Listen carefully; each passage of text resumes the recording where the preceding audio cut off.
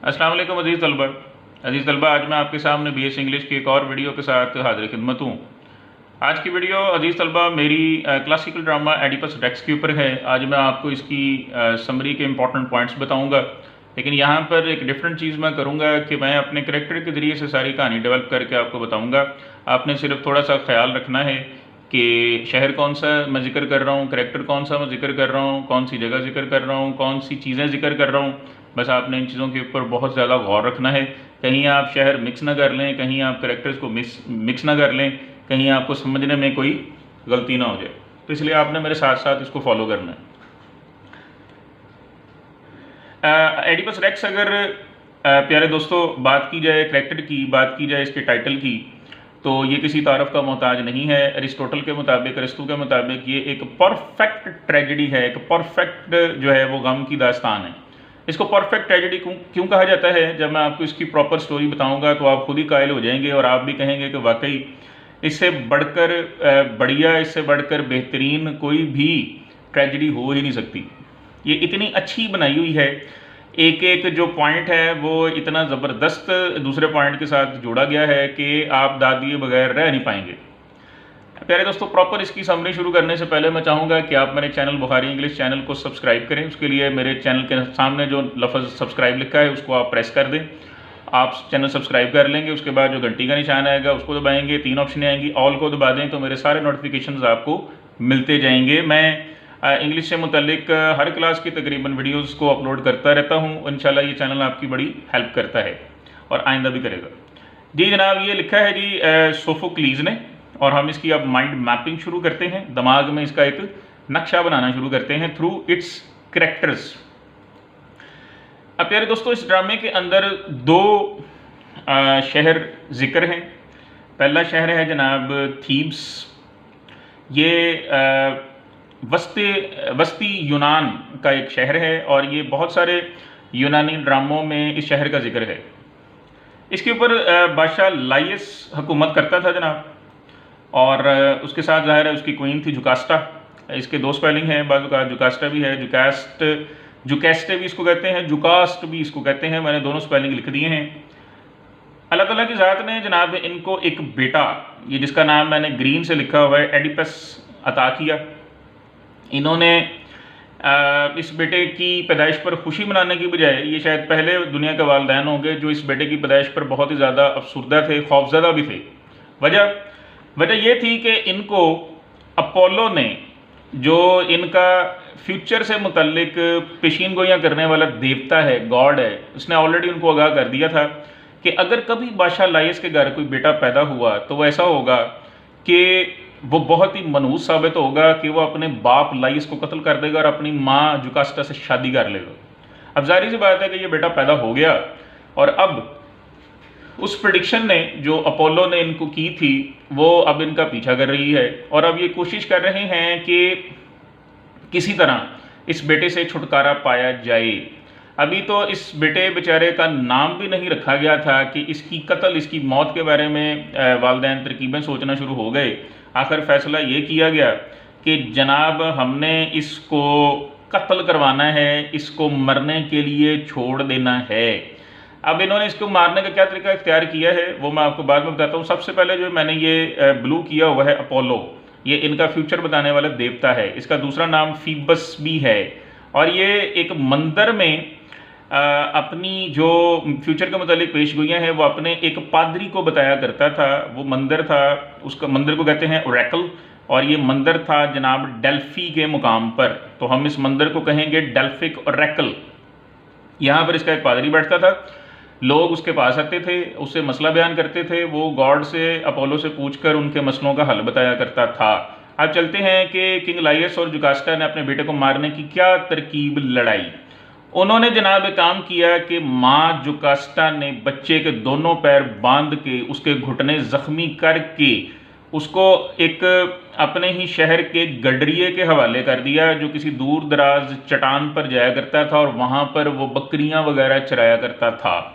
ये इस बच्चे को बंधे हुए पैरों के साथ, ज़ख्मी घुटनों के साथ ले गया, और वहाँ पर ये जो नंबर 2 पे है माउंट किथेरियन, इसके दोनों स्पेलिंग्स जो टेक्स्ट में आते हैं मैंने लिख दिए हैं। यहाँ पर उस बच्चे को एक दरख्त के साथ उल्टा बांध दिया ताकि कोई भी जंगली जानवर आए और इस बच्चे को पाक उसको खाने की भरपूर कोशिश करे, और यूं ही ये बच्चा खुद ब खुद अपनी मौत मर जाएगा और बादशाह और मलका दोनों महफूज रहेंगे।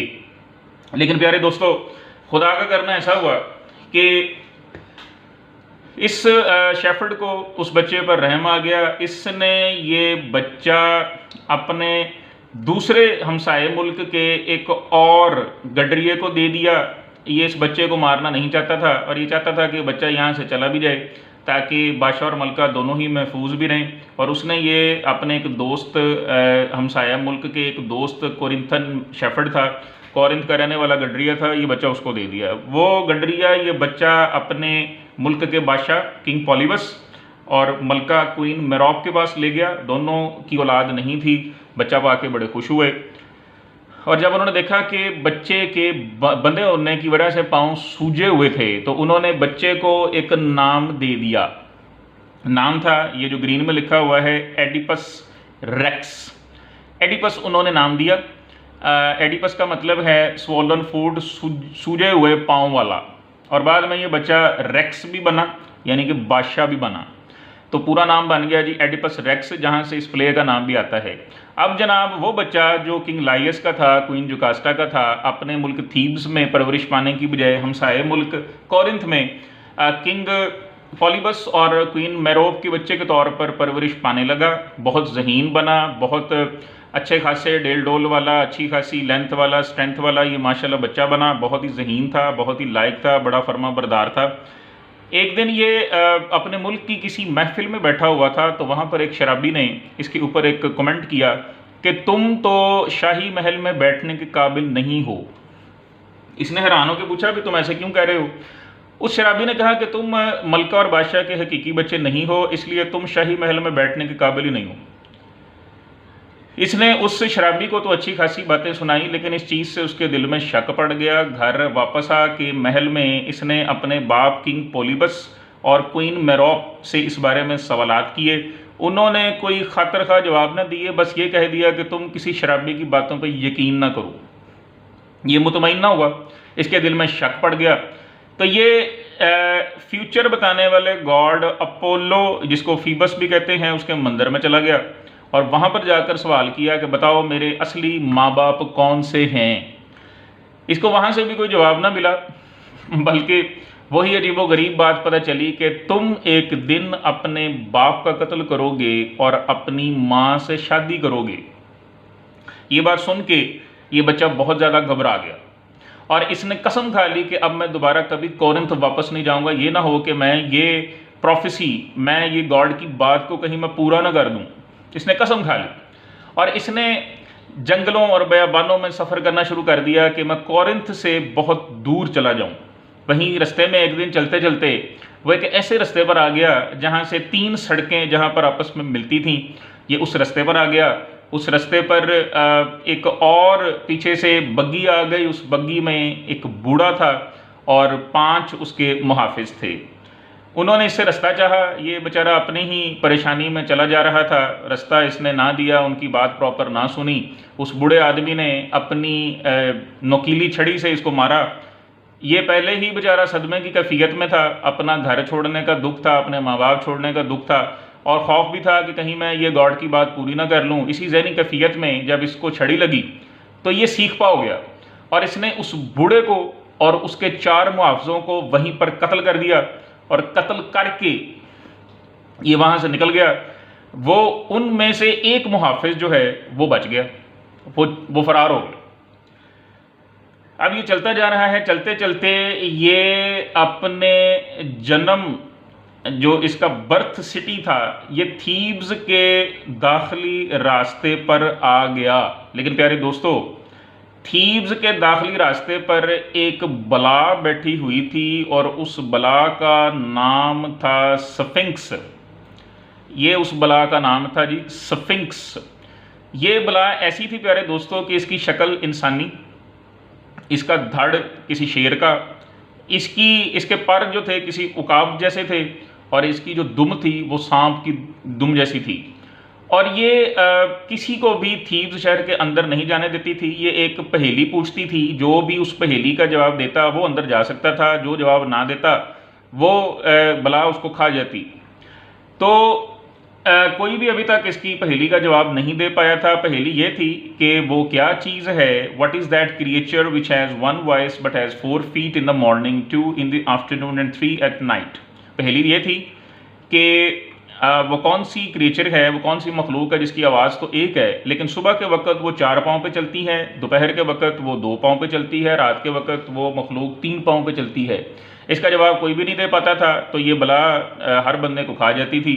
अब जब एडिपस का इसके साथ सामना हुआ तो एडिपस ने इसकी इस पहेली को समझकर उसका प्रॉपर जवाब दे दिया। जवाब था जी इंसान। अब वो कैसे, सोल्यूशन ज़रा देखें क्या उसने दिया। तो कहता है कि man who crawls on all four as a baby, इंसान जो अपने बचपने में, यानी सुबह के वक्त अगर समझ लें तो वो उसका बचपना होता है ना, अभी उसका आगाज़ होता है, जैसे सुबह का दिन का आगाज़ होता है, तो वो सुबह के वक्त अपने पाँव और हाथों पे वो चलता है, तो वो समझ लें कि वो 4 पाँव पे चलता है। दोपहर के वक्त यानी अपनी जवानी के टाइम पर वो 2 पाँव पे प्रॉपर चलता है, और शाम के वक्त वो 3 पे चलता है, क्योंकि वो बूढ़ा हो जाता है, उसको एक लाठी की ज़रूरत पेश आती है, तो वो 2 टांगे और 1 लाठी मिला के समझ लें कि उसकी 3 टांगे हो जाती हैं। तो ये जनाब उसने प्रॉपर उसको जवाब दे दिया। स्फिंक्स को उसका जवाब मिल गया था, पहेली हल हो गई थी। उसने अपने आप को जनाब चट्टान से गिरा के खुदकुशी कर ली। और इस तरह से शहरियों को, इस तरह से थीब्स के शहर को स्फिंक्स जैसी खौफनाक बला से निजात मिल गई। अब जनाब ये हुआ कि ये किंग एडिपस जो था, एडिपस को वहाँ के रहने वालों ने अपना बादशाह बना लिया, और वहाँ की मलका जुकास्टा का हाथ उसको पेश कर दिया। उसने जुकास्टा के साथ शादी कर ली, और जनाब बड़ा बेहतरीन वक्त शुरू हो गया। एडिपस अब एडिपस रेक्स बन चुका था, बादशाह बन चुका था। उसने पूरे मुल्क के ऊपर जनाब बेहतरीन इंसाफ के साथ हुक्मरानी की। लोग उसकी बहादरी, जहानत, उसकी जो है मैनेजमेंट के जनाब गुण गाते रहे। 15 साल इस तरह से बेहतरीन गुजरे, किसी किस्म का शहर को कोई मसला ना हुआ। जो मसला भी आता किंग एडिपस हर वक्त मौजूद था। और इस दौरान में इन 15 सालों में क्वीन जुकास्टा से उसके 4 बच्चे भी पैदा हुए, ये जिनके नाम मैंने ब्लू किए हैं, एटियोकल्स और पॉलीनाइकिस। ये एटियोकल्स और पॉलीनाइकिस जो है ये उसके बेटों के नाम हैं, और एंटीगनी और इस्मीन उसकी बेटियों के नाम हैं। ये उन 15 सालों में इसके घर में पैदा हुए। अब प्यारे दोस्तों, जहाँ पर ये प्ले प्रॉपर स्टार्ट होता है प्यारे दोस्तों, वहाँ पर सूरत हाल कुछ इस किस्म की है कि 15 सालों के बाद शहर पर एक मरतबा फिर एक बला नाजल हो चुकी है। ये बला इस किस्म की है कि लोगों, जो भी हामला औरतें होती हैं, उनके घर में मुर्दा बच्चे पैदा हो रहे हैं, और लोग बीमार हैं, कहत ज़दा हैं, भूख और अफलास से परेशान हैं। सारे लोग, सारी रियाया बादशाह के महल के सामने जमा है, उससे रो रो के इस्तदा कर रही हैं। हाथों में जैतून के दरख्त की शाखें पकड़ी हुई हैं, जो ये शो करती हैं कि वो बेचारे बड़ी परेशानी में हैं, और वो इल्तिजा कर रहे हैं अपने बादशाह से, एडिपस से, कि प्लीज़ आपने जिस तरह स्फिंक्स का मामला हल किया था, आप किसी तरह से ना ये मामला भी हल करें। पता करें क्यों हमारे मुल्क के ऊपर ये वबा है कि औरतें मुर्दा बच्चे जन्म दे रही हैं, और हर तरफ भूख प्यास अफलास, बीमारियां, परेशानियां, गुर्बत है। आप इसका को हल निकालें। एडिपस यहाँ पर भी अपना किरदार शो करता है, और वो कहता है कि जनाब मुझे ज़ाहिर अपने शहर की हालत का पता था, अपने मुल्क की हालत का पता है, और मैंने पहले ही अपने साले किरयोन को, ये जनाब ये इसका नाम है, ये किरयोन को मैंने पहले ही डेल्फिक ओरेकल भेज दिया है, जहाँ पर पादरी से पूछा जाएगा कि ये अपोलो हमें बताए, फ्यूचर देखने वाला गॉड हमें बताए कि जनाब ये क्या मामला है, ये क्यों, ये सारा मामला क्यों हमें मेरे मुल्क के साथ हो रहा है। तभी किरयोन वापस आता है, उसका साला, और आकर बताता है, जाहिर है ये मलका जुकास्टा का भाई है, ये जनाब वापस आकर बताता है कि किंग गॉड अपोलो ने ये बात बताई है कि आपके शहर से ये सारी वबा, ये आफत उस वक़्त ख़त्म होगी जिस वक़्त आप अपने पहले बादशाह किंग लाइयस के कातिल को ढूंढेंगे और इस शहर से निकालेंगे, क्योंकि कातिल इसी शहर थीब्स में ही है, इसीलिए लोगों में ये सारी बीमारियां और ये परेशानियां आ रही हैं। जब तक आप उस कातिल को नहीं निकालते तब तक आपके शहर से ये वबा, ये आफत ख़त्म नहीं होगी। ये बात आकर फ़िरौन ने बादशाह को बताई है लोगों के सामने। बादशाह ने लोगों के सामने एक तकरीर की है और उसने कहा है कि जनाब मैं पिछले बादशाह के कातिल को ढूंढूंगा, उसको सजा दूंगा, यहाँ से निकालूंगा। आप में से कोई भी अगर उसके बारे में कोई भी इन्फॉर्मेशन रखता है तो वो मुझे बताए, क्योंकि गॉड ने साफ तौर पे बताया है कि कातिल अभी भी इसी शहर में मौजूद है। और उसके बाद वो अपने साले से पूछता है कि तुम बताओ कि ये जो पिछला बादशाह था, जाहिर है कि वो पहले तुम्हारा बहनोई वो था, अब मैं हूँ, पहले तो वो था, तो वो कैसे कत्ल हुआ? तो फ़िरौन उसको बताता है कि जनाब वो डेल्फिक ओरेकल जा रहा था, स्फिंक्स के बारे में ही मामला हल करने के लिए जा रहा था, गॉड से पूछने के लिए कि इसको कैसे मारा जाए, और तभी रास्ते में डाकुओं ने उसको और उसके साथियों को मार दिया। हाँ, अलबत्ता एक जो था उसका साथी वो बच निकला था। तो ये इन्फॉर्मेशन वो देता है। इस बारे में फिर फ़िरौन उसको मशवरा देता है कि हमारे मुल्क में एक ब्लाइंड प्रॉफिट मौजूद है जिसका गॉड के साथ डायरेक्ट कांटेक्ट है। आप उसके साथ कांटेक्ट करो, उसको यहाँ पर बुलाओ और उससे ये सारे मामलात की तहकीकात करो। वो आपको यकीनन कातिल तक पहुँचने में बहुत हेल्प करेगा। ये जनाब अब एडिपस बुला लेता है ब्लाइंड प्रॉफिट को, इसको ब्लाइंड सीयर भी कहते हैं। इसके स्पेलिंग देख लें, टेरिसियस के क्या हैं, ये आता है। और ये एक बादशाह उससे पूछता है कि हाँ भी बताओ ये मामला कैसे हल हो सकता है। लेकिन इस ब्लाइंड प्रॉफिट का रवैया प्यारे दोस्तों बड़ा अजीब है। ये ज़्यादा कुछ भी नहीं बताता और ये कहता है कि सच मुझे पता है लेकिन मैंने बताना नहीं है, क्योंकि सच से किसी को भी सुकून नहीं मिलेगा, सच से राहत नहीं मिलेगी। बादशाह बार बार उससे पूछता है कि आप बताओ हम इस मामले को कैसे हल कर सकते हैं, लेकिन ये ब्लाइंड प्रॉफिट कुछ भी बताने को तैयार नहीं है। इनफैक्ट वो ये जाहिर करते हैं कि उसको कातिल के बारे में कोई भी आइडिया नहीं है। इसके बार बार पूछने पर भी जब वो नहीं बताता तो इस पर एडिपस बहुत ज़्यादा नाराज़ होता है और वो उस पर इल्ज़ाम लगाता है कि इसका मतलब है कि तुमने ही कोई उसका कत्ल पिछले बादशाह का प्लान किया होगा, या शायद अगर तुम्हारी आंखें होती तो मैं ये कह देता कि तुम ही कातिल हो। इस पर बहुत ज़्यादा जो है वो उस ब्लाइंड प्रॉफिट को भी, अंधे पैगंबर को भी गुस्सा आता है और वो कहता है कि जी मैं बताना नहीं चाहता था लेकिन तुम मेरे ऊपर इल्ज़ाम लगा रहे हो, इसलिए मैं तुम्हें ज़रूर बताना चाहूँगा कि पिछले बादशाह के कातिल आप ही हैं। इस ज़मीन पर, इस मुल्क में गंदगी फैलाने वाले आप ही हैं जो यहाँ की गंदगी हैं और गुनाह की ज़िंदगी गुजार रहे हैं। इस बात पर बादशाह बहुत ज़्यादा नाराज़ होता है। जाहिर है ये इस बात को वो बिल्कुल रिजेक्ट कर देता है, इसका कोई सेंसिबल कोई लॉजिक ही नज़र नहीं आती।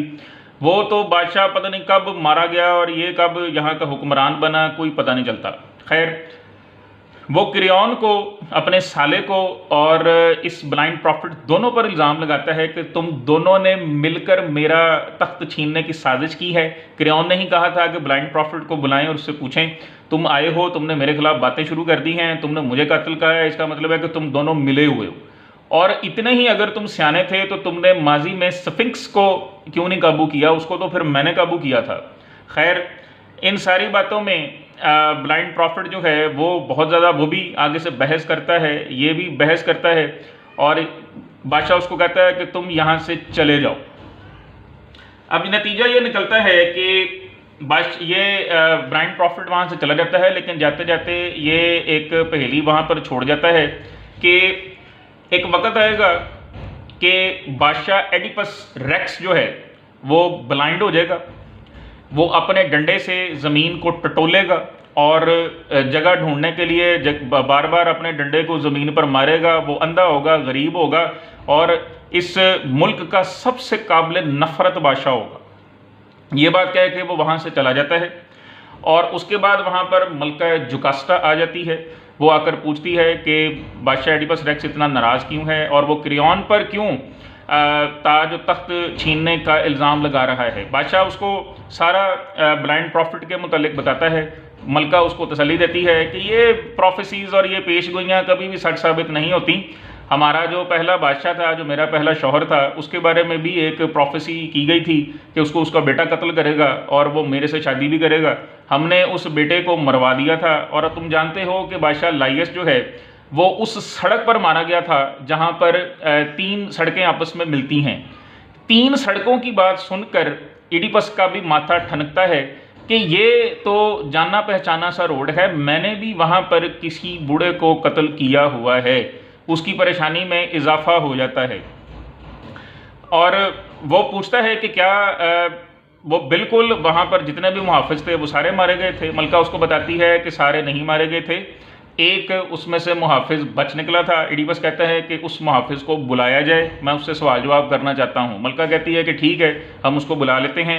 जैसे ही तुम बादशाह जब बने थे तो उसने कहा था कि जी मुझे आप यहाँ से बिल्कुल दूर भिजवा दें। वो बहुत ज़्यादा डरा हुआ था क्योंकि वो किंग लाइयस के कत्ल का ऐनी शाहिद था। तभी कोरिंथ से एक मैसेंजर आता है और एक पैगाम लेकर इडिपस के लिए आता है। वो मलका से मिलता है और मलका को कहता है कि जी आपके शौहर का जो फादर है यानी किंग पॉलीबस वो मर चुका है और अब जो कोरिंथ की आवाम है वो चाहती है कि इडिपस आए और उनके ऊपर हुकूमत करे। मलका बहुत ज़्यादा खुश होती है और इडिपस को बुलाती है और उसको बताती है कि लो देख लो, तुम्हारा जो फादर असली था वो पॉलीबस था, वो तो नेचुरल डेथ मरा है। तो अब तुम खुद देख सकते हो कि इन प्रोफेसीज की, इन पेशगोइयों की कोई भी अहमियत नहीं है, लिहाजा तुम बिल्कुल परेशान मत हो। बादशाह भी बहुत खुश होता है, लेकिन वो इस खदशे का इजहार करता है कि जो मेरे बारे में प्रोफेसी की गई थी अपोलो के मंदिर में वो ये थी कि मैं अपने बाप को कत्ल करूंगा, माँ से शादी करूंगा। बाप तो नेचुरल डेथ मर गया, माँ अभी भी जिंदा है और मुझे इस बात का डर है कि इस पेशगोई का दूसरा हिस्सा कहीं पूरा ना मैं कर लूँ, मैं कहीं अपनी माँ मेरोप से शादी ना कर लूँ, तो इसलिए मैं कोरिंथ वापस नहीं जाऊँगा। इस पर वो कोरिंथ से आया हुआ गडरिया या वो कोरिंथ से आया हुआ जो पैगाम्बर है वो उसको बताता है कि आप परेशान ना हो, आप मलका और बादशाह के असली बच्चे नहीं थे, असली बेटे नहीं थे, आपको तो मैंने उनको दिया था। तो बादशाह सवाल करता है कि तुमने मुझे लिया कहाँ से था? तो वो बताता है कि मैंने आपको यहीं आपके शहर थीबस के एक गडरिए से लिया था। तो उसने पूछा कि वो गडरिया कौन था? उसने कहा जी कि वो महल का खास बंदा था, उसका ताल्लुक किंग लाइयस से था। अब ये सारी डिटेल सुन के मलका परेशान हो जाती है, यानी कि जुकास्ता, उसको शक होना शुरू हो जाता है कि ये जो मेरा शौहर है शायद ये मेरा बेटा भी है जिसने लाइयस को मार दिया है और अब मेरे साथ इसकी शादी भी हो गई है, जाहिर है हमारे बच्चे भी हैं। वो इडिपस को मना करती है कि अब तुम मजीद इस मामले की कोई भी छानबीन ना करो, तुम खामोश रहो। लेकिन इडिपस इस मामले को हर सूरत हल करना चाहता है। एक तो जाहिर है शहर से वबा ख़त्म करनी है, दूसरा लोगों के सामने हीरो बनना है और तीसरा अब उसको अपनी आइडेंटिटी के बारे में भी शक पैदा हो चुका है, लिहाजा वो इनकार कर देता है कि जी मैं अब इस मामले को सॉल्व किए बगैर नहीं छोड़ूंगा। मलका जुकास्टा उसको लान तान भी करती है, उसको बुरा भला भी कहती है और फिर अंदर महल में चली जाती है और कहती है कि ठीक है मैं तुम्हें तुम्हारे हाल पर छोड़ती हूँ, अब तुमसे ज़्यादा बदकिस्मत शायद कोई भी ना होगा। मलका महल के अंदर चली जाती है और तभी वो थीब्स का रहने वाला गडरिया आ जाता है जो कत्ल के मौके पर लाइयस के साथ था, ये बच के भाग निकला था। इससे बादशाह सवाल जवाब करता है और नतीजा ये निकलता है कि ये वही गडरिया है जिसको जुकास्टा ने वो अपना छोटा बेटा दिया था कि इसको चट्टान पर छोड़ाओ, ये खुद ब खुद जंगली जानवरों से खाया जाएगा और ये मर जाएगा। और उसने बताया कि जी मैंने ही आपको इस मैसेंजर को दे दिया था, ये मैसेंजर जो कोरिंथ से आया है मैंने ही आपको इसको सौंपा था और ये आपको लेकर चला गया था। अब इडिपस को सारी हकीकत पता चल चुकी है कि वो मलका जुकास्टा और क्वीन किंग लाइयस का बेटा था और ये चला गया था बाद में कोरिंथ की सरजमीन पर। वो उसके असली माँ बाप नहीं थे, ना पॉलीबस उसका बाप था, ना ही मेरोप उसकी मलका थी, उसकी माँ थी। और वो वहाँ से बचकर फिर डेल्फी ओरेकल गया, रास्ते में जिसका कत्ल किया वो किंग लाइयस था और यहाँ पर जिसके साथ शादी की वो जाहिर है कि जुकास्टा उसकी माँ थी।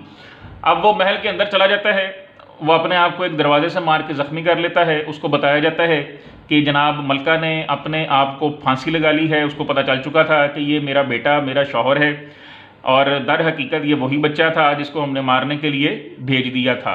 अब वो अपनी मलका के लिबास में मौजूद पिन्स होती हैं, कुछ जेवरात होते हैं, वो वहाँ से उनको उखाड़ देता है, अपनी आंखों में मार के अपने आप को अंधा कर लेता है और एक ऐसी आवाज़ में चीखना चिल्लाना और बैन करना शुरू कर देता है जो लगता ही नहीं कि उसकी अपनी आवाज़ है। अब वो कहता है कि महल के दरवाजे खोल दें, महल के दरवाजे खुल जाते हैं, वो बाहर आ जाता है, वो चाहता है लोग मुझे देखें, लोग उसको देखते हैं, और वो बताता है कि ये सारा कुछ मैंने ही किया है, अब मैं इस शहर से चला जाऊंगा। वो अपने साले क्रियॉन को शहर का रूलर बना देता है और उसको रिक्वेस्ट करता है कि तुम यहाँ से मुझे निकाल दो। वो कहता है जी मैं जब तक अपोलो की तरफ से कोई मैसेज नहीं मिलेगा मैं आपको निकाल नहीं सकता, तो मुझे उसके मैसेज का वेट है। उसके बाद वो कहता है जी कि मेरे बच्चों को मेरे सामने लेकर आओ। उसकी बेटियां एंटीगनी और इस्मीन आती हैं, वो उनके साथ बैठ के अपना बैन करता है और कहता है क्रियॉन को, अपने साले को जो उस वक़्त का बादशाह है, कि इनकी हिफाजत करो, इनकी देखभाल करना तुम्हारा फ़र्ज़ है, और जो तुम्हारी बहन थी, मेरी बीवी थी, मेरी माँ भी थी, उसको तुमने प्रॉपर उसके कफन दफन भी करना है और मेरी बेटियों की केयर भी करनी है। और बेटियों के साथ वो बैन करता है कि जनाब अब तुम्हारे साथ ये होगा कि तुम किसी भी फंक्शन में, किसी भी पार्टी में जाओगी तो जलीलो ख्वार हुए बगैर वापस नहीं आओगी, तुमसे कोई शादी भी नहीं करेगा और आंसू तुम्हारा मुकद्दर हैं। इस मुकाम के ऊपर ये जो कोरस है, इसका जो सरदार होता है जिसको कोरा गॉस कहते हैं, ये इस इडिपस की इस कंडीशन पर कमेंट करता है कि उस वक्त तक इंसान अपने आप को हंसी खुशी में तस्वर न करे जब तक कि उसकी ज़िंदगी का आखिरी दिन तक भी हंसी खुशी प्रॉपर ना गुजर जाए। अब इडिपस कितना ज़हीन, कितना लायक फ़ायक आला बादशाह था, स्फिंक्स जैसी मुश्किल चीज़ को हल कर दिया था, लेकिन देखें कि ज़िंदगी के आखिरी दिन आज वो कितनी पिटिएबल कंडीशन में है। याद रहे प्यारे दोस्तों, कोरस के बारे में हम बात करना भूल गए। कोरस 14-15 लोगों का ग्रुप होता है जो तकरीबन हर ग्रीक ड्रामे में होता है और इसकी तादाद घटती बढ़ती रहती है। ये शहर के इंतहाई चुने हुए ज़हीन एजड लोग होते हैं जो ड्रामे के वाक़यात पे कमेंट्स करते हैं, किरदार लड़ पड़ें तो उनको पैसिफाई भी करते हैं, कोई चीज़ समझ में ना आए ऑडियंस को तो उसकी तशरीह भी करते हैं। ये 14-15 लोग होते हैं और इनके सरदार को हम कोरा गॉस कहते हैं। लेकिन जनाब ये आज का हमारा इडिपस रेक्स का ड्रामा था, उसकी समरी थी। इन सारे पॉइंट्स को आपको बताना बहुत ज़रूरी था और याद रखिएगा कि अगर आपने ड्रामे की प्रॉपर पिक्चर लेनी है तो आपको ये सारी समरी प्रॉपर आनी चाहिए और उम्मीद करता हूँ कि आपको इसकी समझ आएगी। बार बार रिवाइंड करके देखेंगे तो इसकी आपको प्रॉपर समझ भी आ जाएगी। इंशाल्लाह नेक्स्ट वीडियो के साथ जल्दी आपकी खिदमत में हाज़िर होऊंगा। तब तक के लिए अल्लाह हाफिज़।